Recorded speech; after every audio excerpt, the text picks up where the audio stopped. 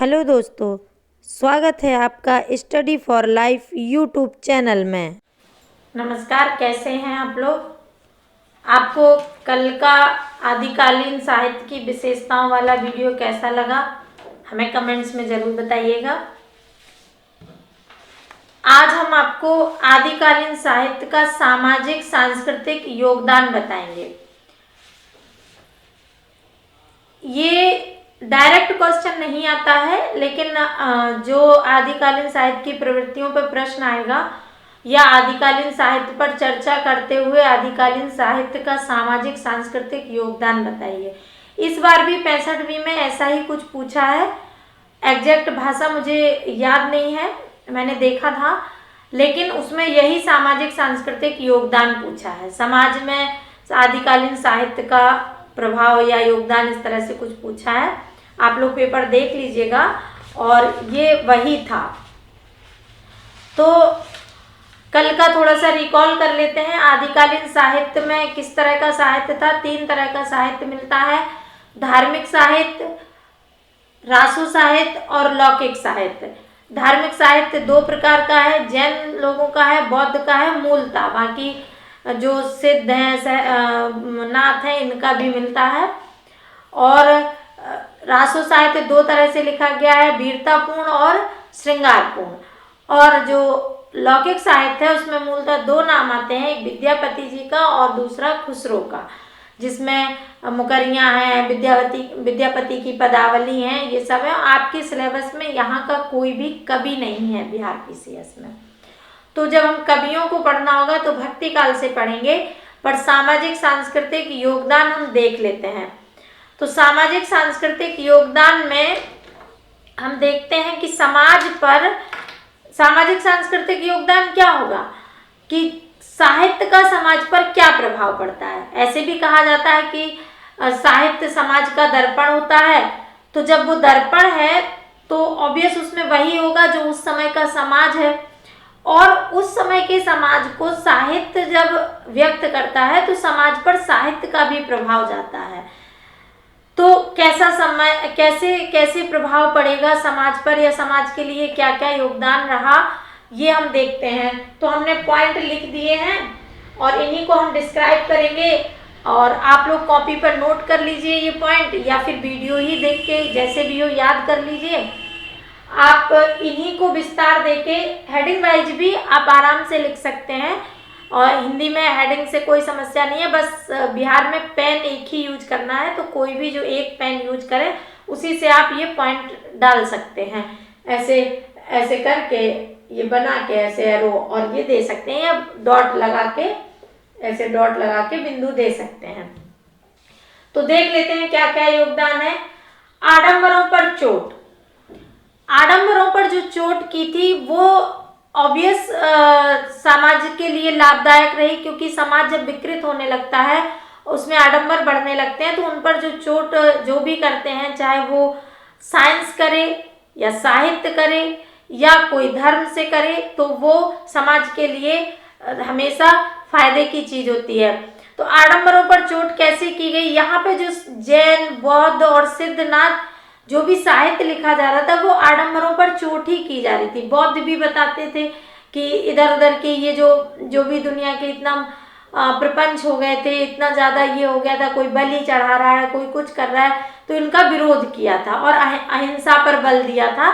ये किस में आ जाएगा? आडंबरों पर चोट किया था, आडंबरों का विरोध करता है।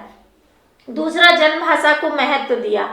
पहले क्या था कि जो भी साहित्य लिखा जाता था वो संस्कृत भाषा में था, और आम जन की भाषा संस्कृत नहीं होती थी। संस्कृत भाषा हमेशा एलिट क्लास की थी। तो संस्कृत में जो साहित्य लिखा जाएगा वो जनमानस तक नहीं पहुंचता था, क्योंकि वो लोग पढ़ ही नहीं पाते थे।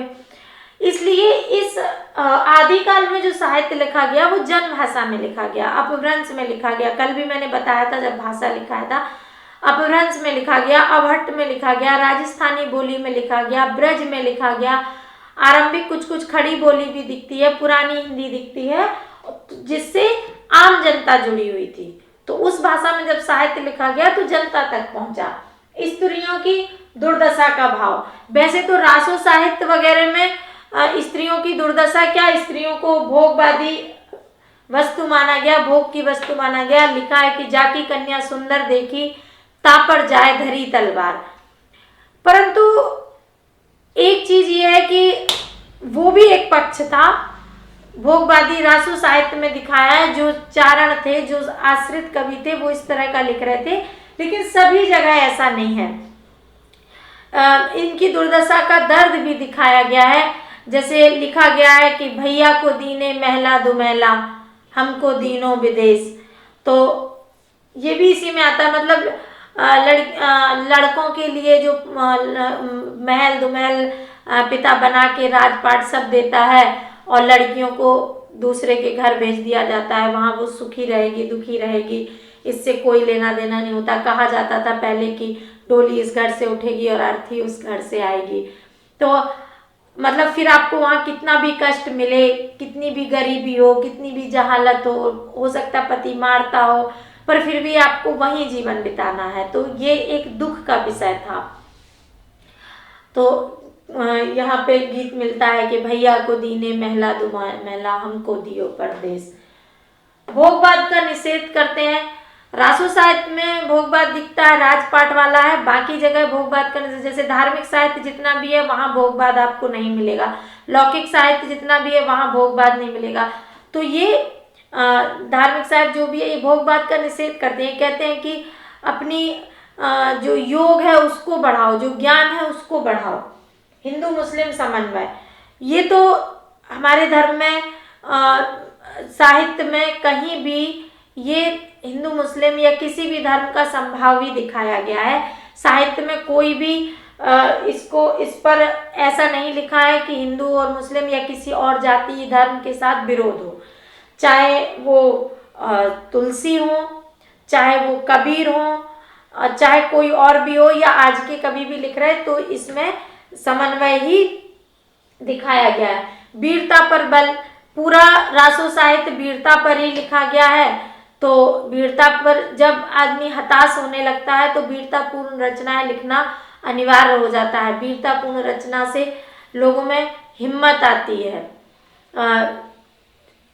अभी की भी एक रचना है, उसमें लिखा कि अंगार लिखो गीतों में। तो अंगार लिखो गीतों में क्या मतलब है कि वीरता पर बल दे रहा, जगाने का काम करता है। ये जनमानस को जगाने का काम करता है। तो ये जो मर जाओ खटिया पे तो कौआ मरे मांस नहीं खाएं, जो मर जाओ रण खेतन में तो मर के सीधे स्वर्ग को जाएं।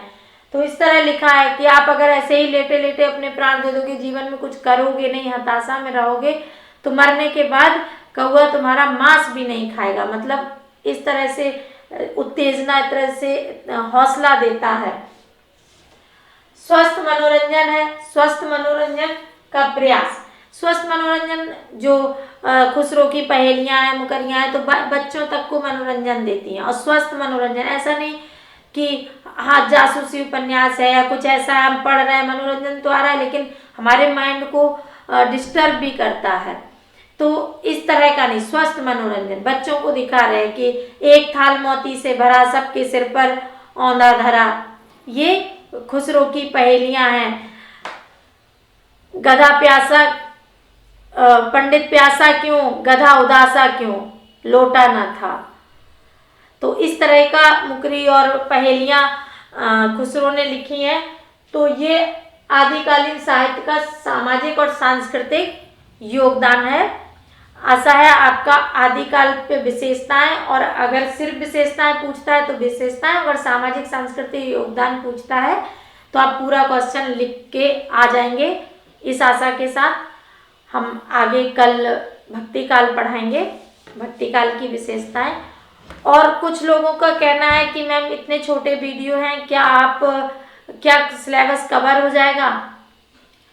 तो हम आप लोगों को बता देते हैं कि सिलेबस अवश्य कवर हो जाएगा।